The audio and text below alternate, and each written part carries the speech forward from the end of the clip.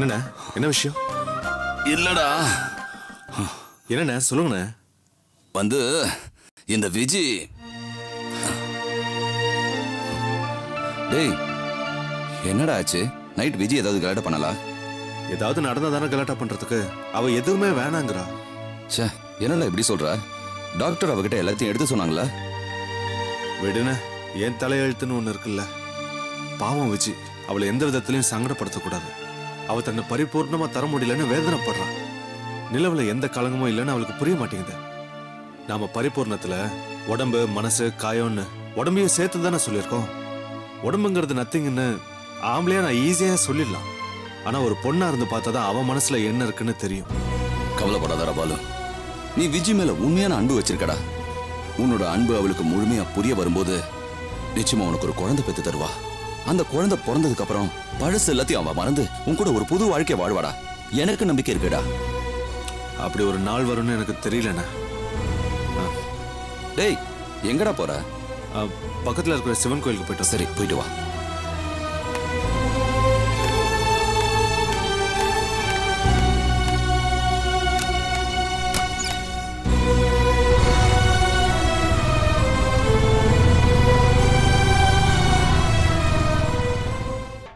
ரவி, பாலு எங்க போயிட்டு வரேன்னு சொன்னா?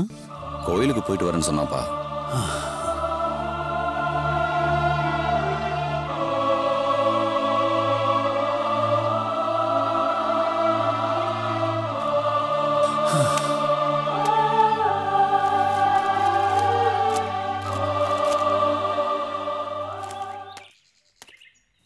என்னம்மா லக்ஷ்மி, நல்லா இருக்கியா? நல்லா இருக்கேன்ப்பா. வித்யா இருக்காளப்பா? உள்ள இருக்கம்மா. போ. வித்யா, லக்ஷ்மி வந்திருக்கா பாரு. வரேன் மாமா. வாங்கக்கா, எப்படி இருக்கீங்க? நல்லா இருக்கேன். நீ எப்படி இருக்க? உட்காருங்க. இருக்கட்டும்பா, பரவாயில்ல. என் தம்பிக்கு கல்யாணம் வச்சிருக்கேன், அதான் பத்திரிக்கை கொடுத்துட்டு போலான்னு வந்தேன். Coffee, tea? ஐயோ, அதெல்லாம் வேண்டாம். போற இடத்துலாம் காஃபி டீன்னு குடிச்சு ரொம்ப கஷ்டமா இருக்கு.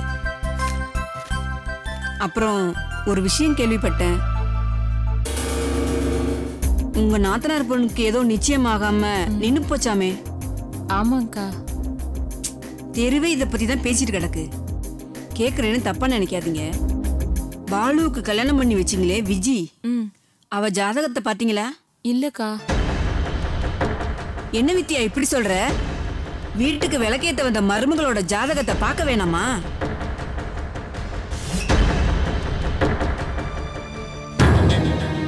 சரியில்லாத ஜாதகமா இருந்தா குடும்பத்தையே ஆட்டி வச்சிரும். அப்படியா? நீங்க ஒண்ணும் கவலைப்படாதீங்க.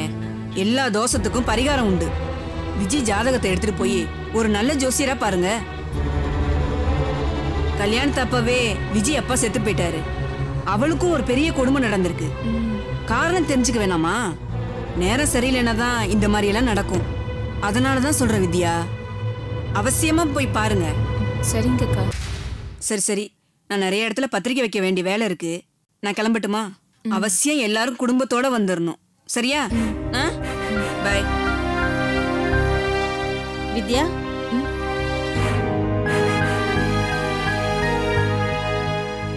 என்ன நீ? நம்ம விஜயோட ஜாதகத்தை எடுத்துக்கிட்டு போய் ஜோசியர்கிட்ட பார்க்கலாமா?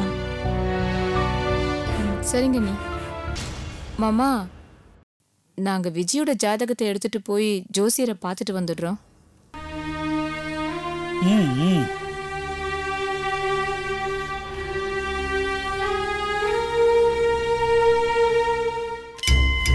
இந்தாங்க சாமி. பாலு ரொம்ப நல்ல பையன்.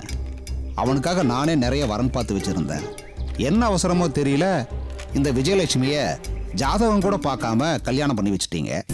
இந்த கோவில்ல தான் விஜயலட்சுமியை பார்த்துட்டு பாலு அவளை கல்யாணம் பண்ணிக்க ஆசைப்பட்டான். வீட்டுக்கு கடைக்குட்டி, செல்ல புள்ள, அவன் விருப்பப்படியே கல்யாணம் பண்ணி வச்சிட்டோம். யாருக்கு யார் பிராப்தம்னு அதை மேல இருக்கிறவன் தானே தீர்மானம் பண்றான். இதுல நம்ம சொல்றதுக்கு என்ன இருக்கு? சரி, எதுக்காக இந்த ஜாதகத்தை கொடுத்துருக்கீங்க? ஜாதகம் எப்படின்னு ஒரு தடவை அலசி பார்த்துட்டு சொல்லுங்க ஜோசியரே.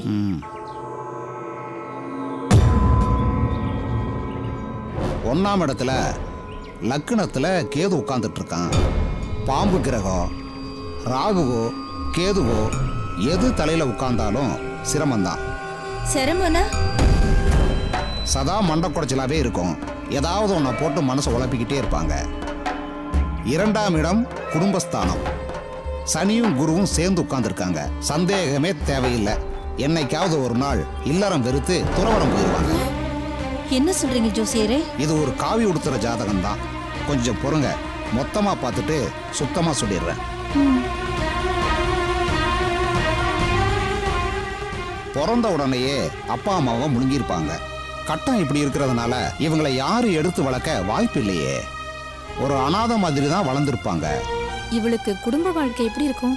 நான் தான் முதல்லயே சொன்னனே, இல்லற இவங்களுக்கு கசக்கும், துறவரம் இனிக்கும். 5ஆம் இடம் சரியில்லை. குழந்தை பிறக்கிறது டவுட்டு தான். பூர்வ புண்ணிய ஸ்தானம் ரொம்ப வீக்கா இருக்கு. பொதுவா இந்த ஜாதகம் எப்படி இருக்குன்னு சொல்லுங்க. உங்க விளக்கம் எதுவுமே எங்களுக்கு புரியலீங்களே. பொதுவா இது ஒரு அதிர்ஷ்டம் முழுமையடையாத ஜாதகம். 6ல செவ்வாய். பொது விஷயத்துல இறங்கி போராடுவாங்க. யாராலையும் இந்த பொண்ணை ஜெயிக்க முடியாது. அமைதியான குடும்பம் நடக்கிற இடத்துல இவங்க இருந்தா கலகம் தான் வரும். சுத்தி இருக்கிறவங்க யாருக்கும் எந்த நன்மையும் நடக்காது. இதுக்கு மேல நான் ஒன்றும் சொல்ல வேண்டியதில்லை.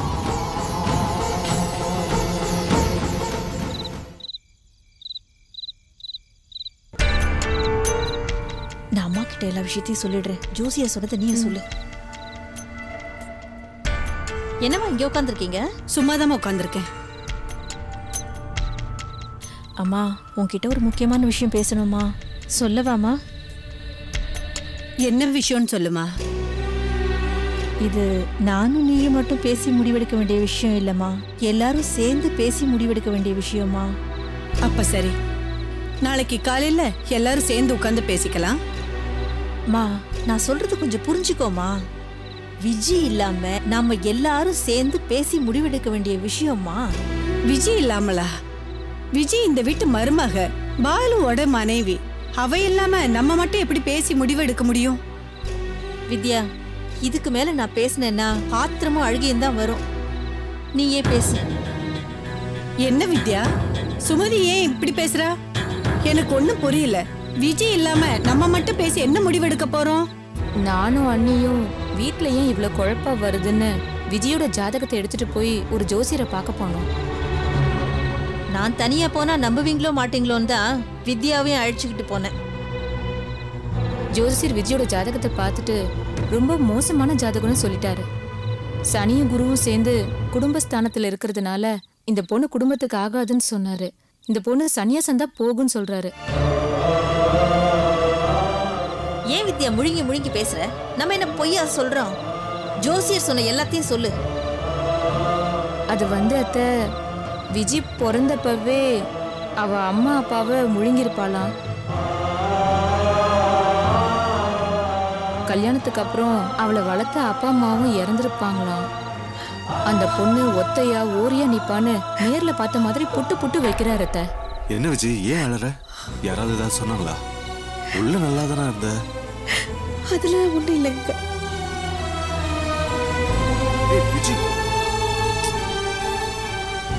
நான் சொல்றது உனக்கு புரியுதாமா?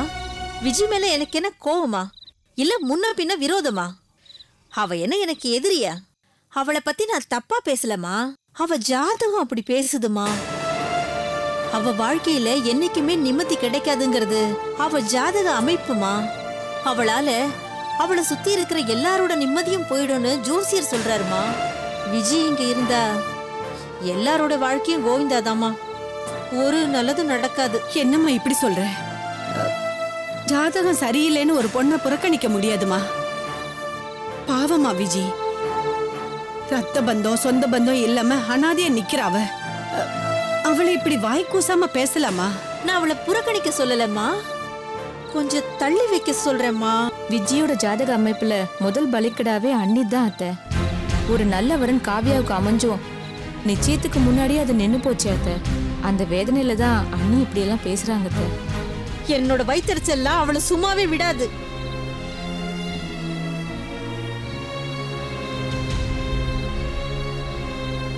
எனக்கு அப்படி பாக்குற? நீ பேசுனதெல்லாம் கேட்டுட்டு தான் இருந்தேன். விஜயை பத்தி நீ தப்பா பேசுனதுக்காக நான் ஒன்னும் கோவப்பட போறதில்ல. ஏன்னா நாங்க நானும் விஜயும் இந்த சமுதாயத்தால பாதிக்கப்பட்டிருக்கோம். நீங்க எங்களால பாதிக்கப்பட்டிருக்கீங்க. நீயும் உன் பொண்ணும் நிச்சயதார்த்தம் நின்னதால மட்டும்தான் பாதிக்கப்பட்டிருக்கீங்க. அதுக்காக விஜய்க்கு இப்படி நடந்ததுனாலதான் என் பொண்ணு நிச்சயதார்த்தத்தை நடத்த முடியாம போச்சுன்னு கோவப்படுறதுல அர்த்தமே இல்லை. என்ன திட்டுங்க, விஜய திட்டுங்க, அதுல ஒரு நியாயம் இருக்கு. ஆனா அவ ஜாதகமே சரியில்லை, அவ இந்த உலகத்திலேயே வாழ தகுதி இல்லாதவன்னு சொல்லி பேசுறது சரியில்லை. நொந்து போய் கிடக்குற அவ மனசை நோக்கடிக்காதீங்க. பாலு, உனக்கு என்னடா தெரியும் என்னோட மனநிலைமை? சும்மா காவியா மாப்பிள்ள ஓடி போனதை பத்தி பெருசா பேசுறியேக்கா. டேய், நீ என்னடா ரோட்ல போற மாதிரி பேசுற? அவன் வந்து நேர்ல பொண்ணையே பார்க்கல, நிச்சயம் கூட பண்ணல, அதுக்குள்ள காவியா மாப்பிள்ள ஓடி போயிட்டான்னு பேசுற? ஏதோ தாலி கட்ட மாதிரி. இந்த வார்த்தை தான்க்கா உன் வாயில வர வைக்கணும்னு நான் பேசினேன். அதான் நீயே சொல்றல, அவன் வந்து பொண்ணை பார்த்தானா இல்ல நிச்சயம் பண்ணானா? அப்படியே இவ்வளவு அழட்டிக்கிற. காவியா என்ன முதிர்கனியா? அவளுக்கு வேற மாப்பிள்ளையே கிடைக்காம இருக்கிறதுக்கு. டேய், நான் இந்த வீட்டோட மூத்த பொண்ணு, மரியாதை கொடுத்து பேசு.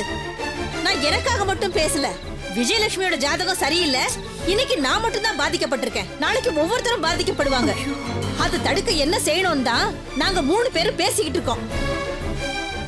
ஜாதகத்தை வச்சு ஒருத்தர் வாழ்க்கையை தீர்மானிக்கிற மாதிரி ஒரு முட்டாள்தனம் உலகத்துல எதுவுமே இல்லக்கா. நம்ம வீடு சுத்தமான பசும்பால் குடம் மாதிரி, அதுல நீ ஒரு துளி விஷத்தை கலந்துட்டக்கா.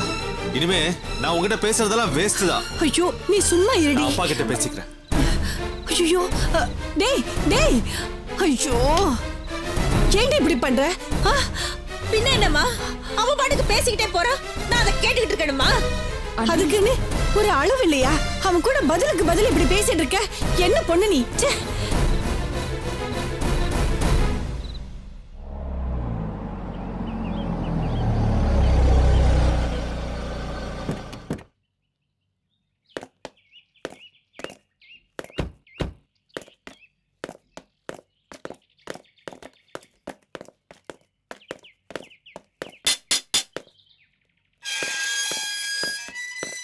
சார், இந்திரா மேடம் இருக்காங்களா? நாங்கள் டிபார்ட்மெண்ட்லேருந்து வரோம், அவங்கள பார்க்கணும். இருக்காங்க, உள்ள வாங்க சார். போங்க சார். வெல்கம் சார், உள்ள வாங்க. வணக்கம் சார். வணக்கம் சார். வணக்கம் சார், அப்பவே கேட்கணும்னு இருந்தேன். போன தடவை வேற கேஸ் விஷயமா வந்த போது என்ன பார்த்திருக்கீங்க, ஞாபகம் இருக்கா? ஒர்க்கு பிஸியாக இருந்ததால பேச முடியாமல் போச்சு. உங்களை மறக்க முடியுமா சார்? நீங்கள் ஒரு இன்ட்ரெஸ்டிங்கான கேரக்டராச்சே. சார், அப்புறம் இந்த விஜயலட்சுமி கேஸ்ல உங்களை தான் ஸ்பெஷல் ஆபீசரா அப்பாயின்மெண்ட் பண்ணிருக்கிறதா மேடம் சொன்னாங்க. ஆமா, ஒரு கைடன்ஸ்க்காக அப்பாயின்மெண்ட் பண்ணிருக்காங்க. மோகன் சார், சாரை பத்தி நிறைய கேள்விப்பட்டிருக்கேன். இந்திரா மேடத்துக்கு பெரிய பக்கபலமே இவருதான். நல்ல நல்ல பாயிண்ட்ஸ் எடுத்து கொடுத்தாரு. தெரியும் சார். ஐயோ, நான் அவ்வளோ பெரிய ஆள் இல்லை சார். ஏதோ ராமபிரானுக்கு அணில் உதவுன மாதிரி ஒவ்வொரு கேஸ்லயும் கால வரிசைப்படி அப்பப்ப தகவல்களை எடுத்து கொடுப்பேன், அவ்வளவுதான். ஒரு கேஸ்ல மிக முக்கியமான பணியே இதுதானே சார். கால வரிசையில ஒரு கேஸை மைண்ட்ல ஓட்டி பார்க்கறப்போதான் எந்த இடத்துல நம்ம மிஸ் ஆனோம், எங்க ஸ்ட்ராங் பாயிண்ட் இருக்கு, எங்க வீக் பாயிண்ட் இருக்குன்னு எல்லாமே தெரியும். இந்த விஜயலட்சுமி கேஸை பத்தி உங்களோட ஒப்பீனியன் என்ன சார்? சார், என் வாயை கிளறி உண்மையை புடுங்கிறதுல நீங்க கில்லாடி சார். என் வாயை புடுங்கிறதுல எந்த பிரயோஜனம் இல்லை சார். சார், இந்த கேஸ் விஷயத்துல தான் உங்க மேடம் வந்து எங்களுக்கு முழு ஒத்துழைப்பு தராங்கல்ல. இந்த கேஸ்ல நாம எடுக்கிற எல்லா ஸ்டெப்புகளும் லீக் ஆகி குற்றவாளிக்கு போறதுனால நாம ஒருத்தருக்கு ஒருத்தர் தகவல் பரிமாற்றம் பண்ணிக்கிட்டு குற்றவாளிகளை பிடிக்கிறதுக்காக ரகசியமா நடவடிக்கை எடுத்துக்கிட்டு இருக்கோம். எந்த விஷயமா இருந்தாலும் சார்கிட்ட சொல்லுங்க. நான் வாயை திறக்க முடியாதுன்னு சொல்லல சார், எனக்கு எதுவுமே புரியல சார். இந்த கேஸ் ஆரம்பத்துல இருந்தே ஒரே குழப்பமா இருக்கு. ஏதோ ஒரு கண்ணுக்கு தெரியாம காய நகர்த்துற குள்ள நரித்தனம், இந்த மாதிரி எதிரிக்கிட்ட அதிகமா இருக்கு. அதனால என்னால ஒப்பீனியன் சொல்ல முடியாது சார். Very good sir. ஒரு கண்ணுக்கு தெரியாம காய நகர்த்துற குள்ள நரித்தனம், இதுவே நல்ல பாயிண்ட் தானே. இது போதும் சார், எனக்கு இப்பவே மைண்ட்ல பிக்சர் ஓடுது. சார், மேடத்தை மீட் பண்ணலாமா? ஓகே சார், உட்காருங்க. வாங்க மோகன் sir.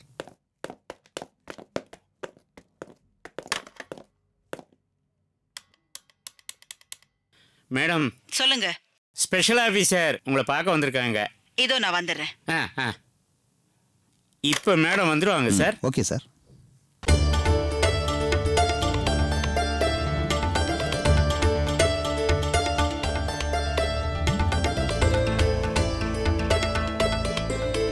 Good good morning madam. Good morning. Good morning.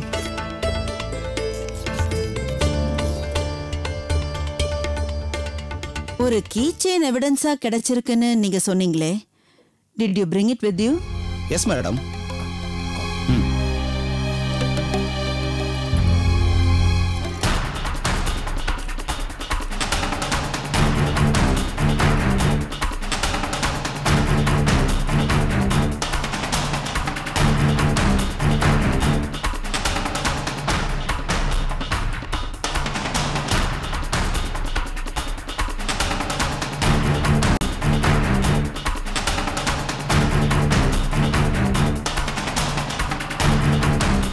இது சாதாரணமான ஆட்கள் யூஸ் பண்ற மாதிரி எனக்கு தெரியலையே. இது ஏதோ ஸ்பெஷலா ஆர்டர் கொடுத்து செஞ்சு யூஸ் பண்ற மாதிரி தெரியுது. எஸ் மேடம், இது பிளாட்டினத்தால பண்ணினது. அது மட்டும் இல்ல, அதுல வைரக்கல் வேற பதிச்சிருக்கு. எப்படியும் இந்த கீ செயினோட சொந்தக்காரன் ஒரு பணக்காரனா தான் இருக்க முடியும் மேடம். எக்ஸாக்ட்லி. இந்த கீ செயினை பைக்குக்கும் யூஸ் பண்ணலாம், காருக்கும் யூஸ் பண்ணலாம்ல? கண்டிப்பா மேடம், ரெண்டுக்குமே யூஸ் பண்ணலாம். எக்ஸாக்ட்லி. அப்புறம் அந்த ரேப் நடந்த இடத்துக்கு யாராவது வந்திருந்தாங்களா? இல்ல ஏதாவது சந்தேகப்படுற மாதிரி விஷயங்கள் கிடைச்சிருக்கா? மேடம், அது ஒரு டஞ்சனான இடம். அந்த இடத்துக்கு பெரும்பாலும் யாரும் வர்றதும் கிடையாது, போறதும் கிடையாது மேடம். எவிடன்ஸை தேடி போனப்போ குற்றவாளிங்க கார் தடயம் மட்டும்தான் இருந்தது மேடம்.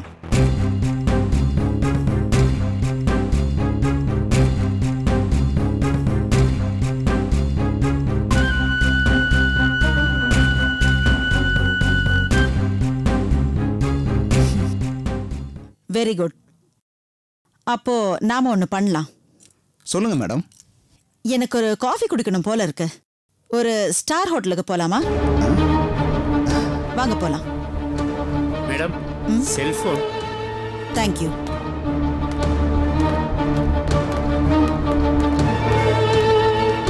சார், எஸ், ஒரு காஃபிக்காக நம்ம ஸ்டார் ஹோட்டலுக்கு போனோமா? ஏன் சார் இவ்வளவு பெரிய வீடு இருக்கு, இங்க காஃபி கிடைக்காதா? அவங்க அப்படித்தான். வாங்க sir.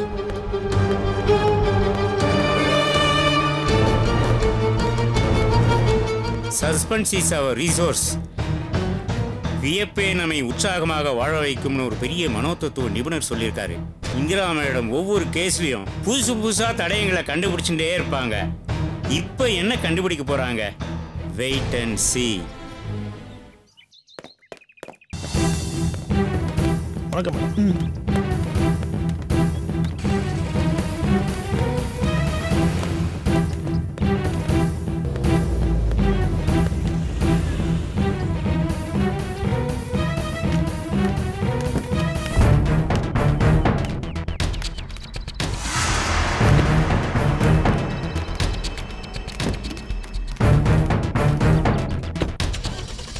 Did you notice action? எதை மேடம்? காரை விட்டுட்டு உள்ள போறாரே, அவரோட ஆக்ஷனை பாத்தீங்களா? அவர் ஒரு பணக்காரர். மேடம், அந்த பணக்காரர் யாரா இருந்தா நமக்கு என்ன? நாம எதுக்கு அவரை வாட்ச் பண்ணணும்? காஃபி சாப்பிட்டுக்கிட்டே அதுக்கு பதில் சொல்றேன், வாங்க. நான் அந்த பணக்காரரை பார்க்க சொல்லல. அவர் கார்ல இருந்து இறங்கி என்ன பண்ணார்னு உங்களை பார்க்க சொன்னேன். என்ன மேடம் நீங்க? அவர் கார்ல இருந்து இறங்கி காரை பார்க் பண்ண சொல்லி கார் பார்க்கர் கிட்ட சாவியை கொடுத்துட்டு போனாரு. இந்த சாவியை கொடுத்துட்டு போனார்னு ஒரு ஆக்ஷன் சொன்னீங்க பாருங்க, அதுதான் நம்ம விஜயலட்சுமி கேஸ்ல பயன்பட போகுது. என்ன மேடம் சொல்றீங்க? நீங்க எவிடன்ஸா கண்டுபிடிச்ச அந்த கீ செயினை எந்த ஸ்டார் ஹோட்டல்லையாவது யாராவது ஒரு கார் பார்க் பண்றவரு பார்த்திருக்க வாய்ப்பு இருக்கு. ஏன்னா இந்த கீ செயினை தவற விட்டவன் ஒரு பணக்காரன். அவன் நிச்சயமா ஸ்டார் ஹோட்டலுக்கு போக வாய்ப்பு இருக்கு. விஜயலட்சுமிய கார்ல கடத்திக்கிட்டு போனதால அவன் செல்ஃப் டிரைவிங் பண்றவனா இருக்கலாம். சூப்பர் மேடம், நல்ல குழு கொடுத்தீங்க மேடம். நாங்க இன்னில இருந்து எல்லா ஸ்டார் ஹோட்டல்லையும் இந்த கீ செயினை காட்டி யாரோடது இது, ஏதாவது ஞாபகம் இருக்கான்னு எல்லாத்தையும் விசாரிச்சிடுறோம் மேடம். இந்த ஹோட்டல்ல இருந்து விசாரணை ஆரம்பிக்கணும் மிஸ்டர் இன்ஸ்பெக்டர். பை லக் அவன் இந்த ஹோட்டலுக்கு வந்து போறவனா கூட இருக்கலாம். Correct madam. இப்பவே நான் விசாரிச்சிடறேன். இருங்க இருங்க இருங்க. அப்புறம் ஒரு விஷயம், என்ன வேற ஆளா பார்க்காதீங்க. உங்கள ஒருத்தியா பாருங்க. இது நம்ம நாட்டுக்கு ஏற்பட்டிருக்கிற களங்கம், நம்ம நாட்டு பெண்கள் மீது அடிக்கப்பட்ட அசிங்கம். அதை சுத்தப்படுத்த வேண்டியது நம்ம எல்லாருடைய கடமை. Definitely madam. இந்த கேஸை பொறுத்த வரைக்கும் யாரும் எந்த ஈகோவும் பார்க்காம வேலை செஞ்சோம்னு வச்சுக்கோங்களேன், நிச்சயமா குற்றவாளிகளை ஈஸியா கண்டுபிடிச்சிடலாம்னு தோணுது மேடம். That's good.